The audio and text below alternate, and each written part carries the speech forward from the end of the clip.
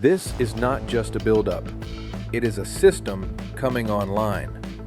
Over the past 2 weeks, multiple reports and satellite imagery have pointed to a rapid increase in United States air and naval power around Iran, even as nuclear talks are scheduled to resume in Geneva.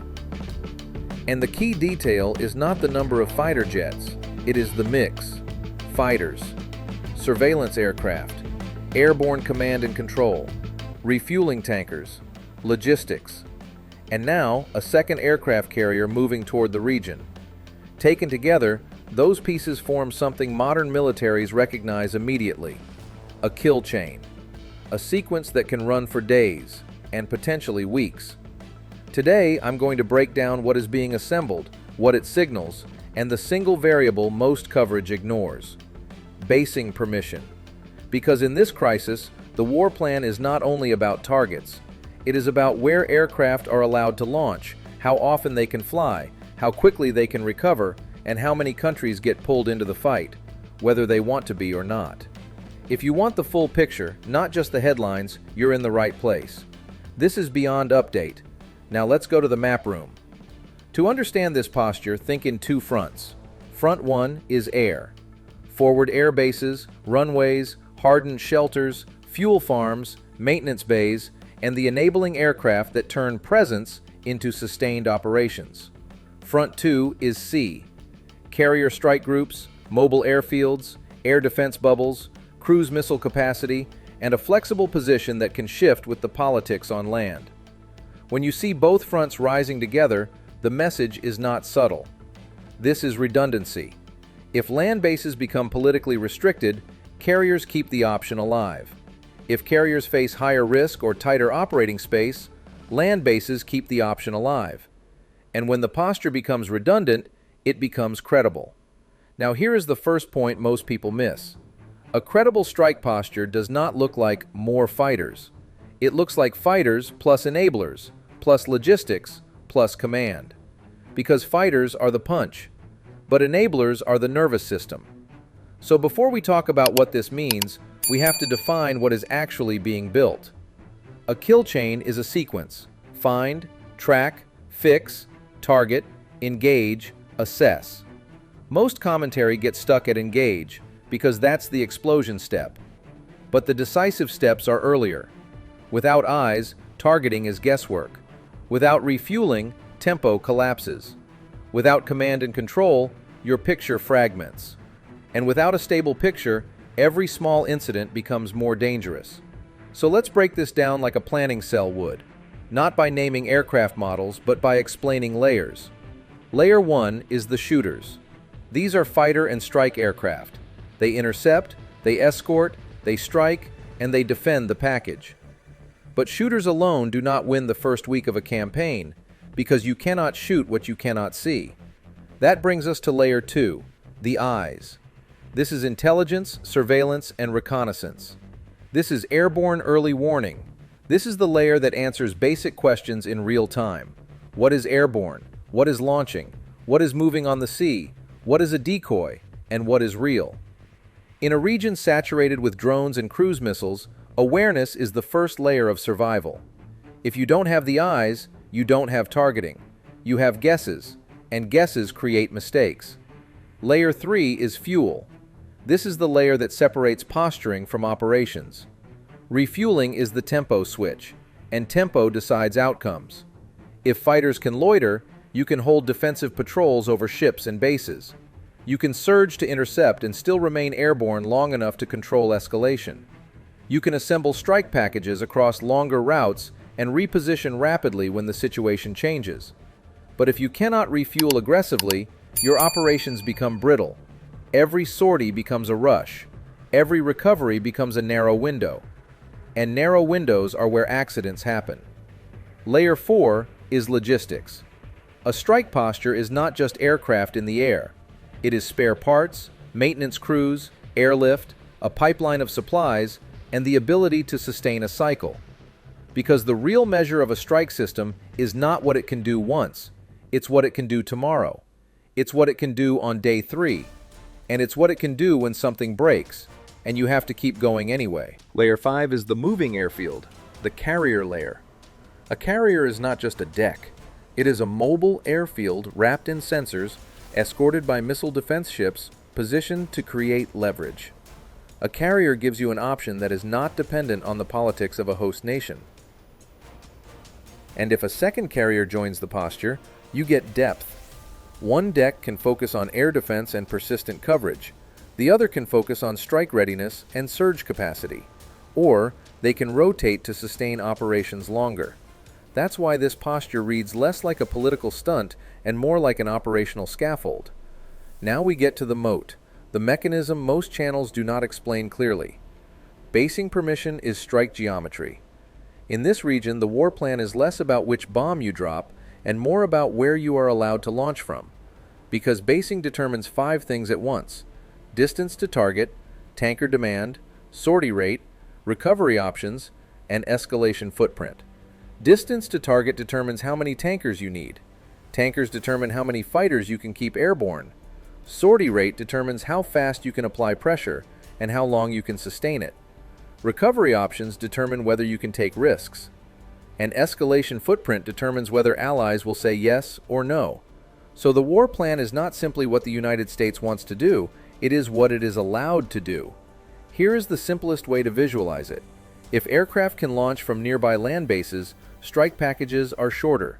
Tanker orbits are smaller. Aircraft spend less time exposed. Recovery is simpler. That makes limited operations more realistic. But if land basing becomes politically constrained, the posture shifts. More reliance on carriers, more reliance on longer routes, more fuel needed in the sky, more coordination, more time to assemble packages, and more moving parts that can fail. That does not remove the option. It changes it. It increases tanker demand. It increases airtime. It increases complexity. And complexity creates friction. Friction creates escalation risk.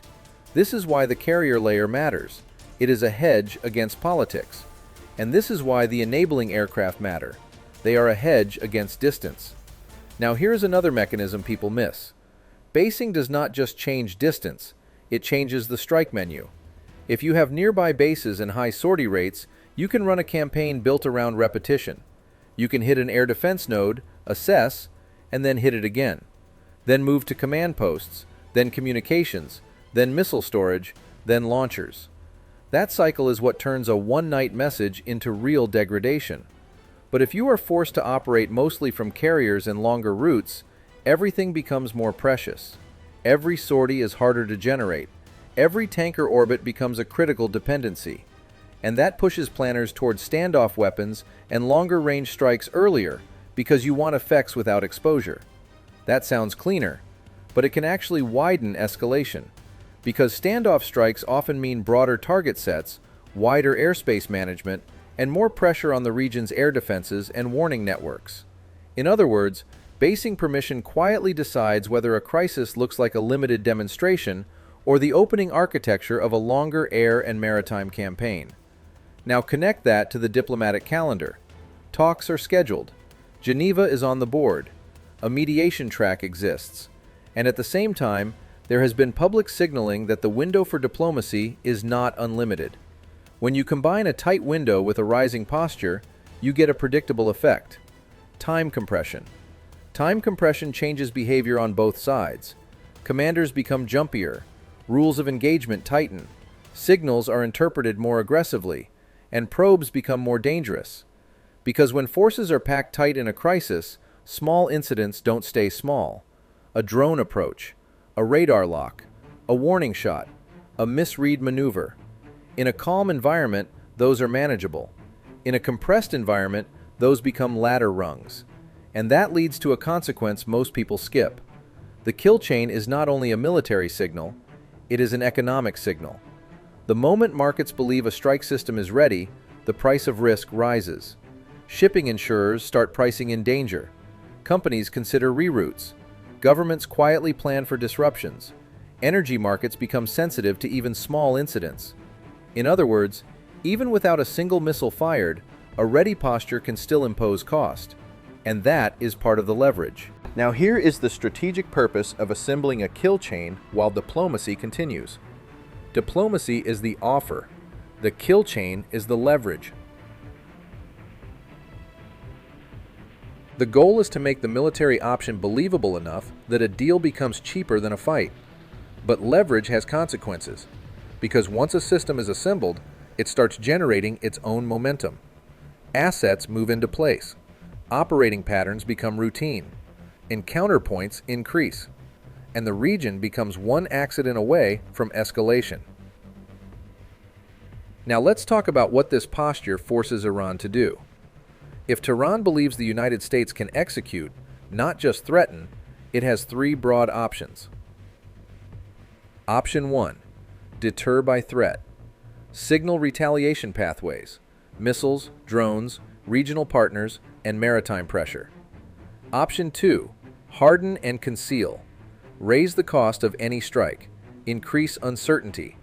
Build a problem set that requires more time, more sorties, and more political tolerance. Option 3. Stall through diplomacy. Buy time, shape terms, extract concessions, and keep the window open long enough to change the reality on the ground. The key point is this: Iran does not need to win a direct fight. It needs to make a fight expensive enough that Washington prefers a deal. And one of the cheapest ways to do that is to exploit the same variable we just covered: politics, basing, permission. Every public threat toward host nations is part of the basing war. Every hint of retaliation against regional infrastructure is part of the basing war. Because if Tehran can intimidate or split the coalition, it can restrict where the United States can launch from. That reduces tempo. Reduced tempo increases duration. Longer duration increases political cost, and higher political cost pushes decision-makers back toward a deal. This is why the posture matters. It's not just aircraft, it's not just ships, it's a system. And the system's center of gravity is permission. Now let's get practical. If you want to know whether this posture is drifting from pressure toward execution, watch 3 indicators over the next 7 to 10 days. Indicator 1. Enablers keep arriving. Fighters make headlines. Enablers make wars. Watch for continued movement of airborne early warning, refueling tankers, surveillance aircraft, and logistics lift around the same basing cluster. If enablers expand, the system is being built for endurance. Also watch politics in plain sight. Host nations rarely announce permission granted. They announce constraints. If you hear repeated language like defensive missions only, that's basing permission tightening in real time. Indicator 2. The dual carrier posture locks in. If 2 carriers are operating in the region with escorts and air wings functioning, the United States can sustain a cycle. It increases options. It adds redundancy. And it makes the short window feel more believable. It also increases the chance of encounters at sea and in the air, because more assets means more contact points. Indicator 3. The diplomacy clock hardens into an ultimatum. Talks are one thing. A final offer is another. If public language shifts from constructive talks to final window, assume operational planning is moving from ready to execute. Now bring it all together. This buildup is not random. It looks like a kill chain coming online. A layered system designed to generate sustained air and maritime power around Iran without deploying a large ground invasion footprint. The most important variable is not a specific aircraft model. It is whether the system can be sustained through basing permission, enabling aircraft, and carrier posture. If those align, Washington has leverage. If those do not align, Washington still has options, but those options become longer, more complex, and more escalation-prone. That's why the next week matters. Because in a crisis like this, the difference between pressure and war is rarely one decision. It is a sequence of decisions, made faster and faster, inside a system already built to move. So if you remember one thing from this episode, remember this. The story is not the jets. The story is not the carriers. The story is the system. And the system moves at the speed of permission. This is Beyond Update. If you want the full picture, not just the headlines, subscribe. In the next episode, we'll break down the escalation ladder, how a single drone incident near a carrier can quietly rewrite rules of engagement, and why that makes the next incident more dangerous than the first.